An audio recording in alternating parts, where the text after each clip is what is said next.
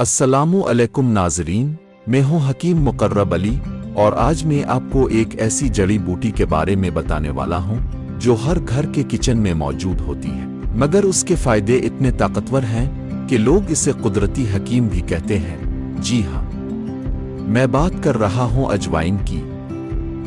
अजवाइन का जायका तेज जरूर है मगर फायदे हैरान कुन हैं। सबसे पहले बात करते हैं हाजमे की। अगर आपको गैस, कब्ज, बदहजमी या खाने के फौरन बाद बोझ महसूस हो तो अजवाइन आपकी पहली मददगार है।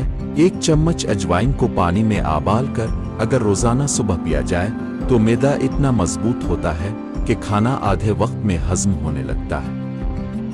नज़ला, खांसी और बलगम।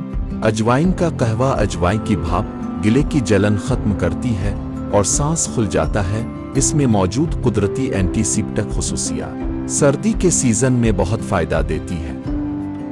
वजन कम करना चाहते हैं? अजवाइन का पानी आपका बेहतरीन दोस्त है।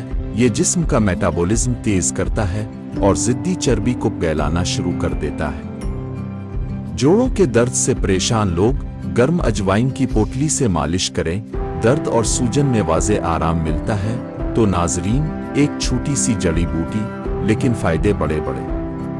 हाजमा ठीक, वजन कम, सांस बेहतर और जिस्मानी दर्द में सुकून, सब एक ही चीज, अजवाइन। अगर वीडियो पसंद आए तो लाइक, शेयर और फॉलो करना ना भूलें। शुक्रिया।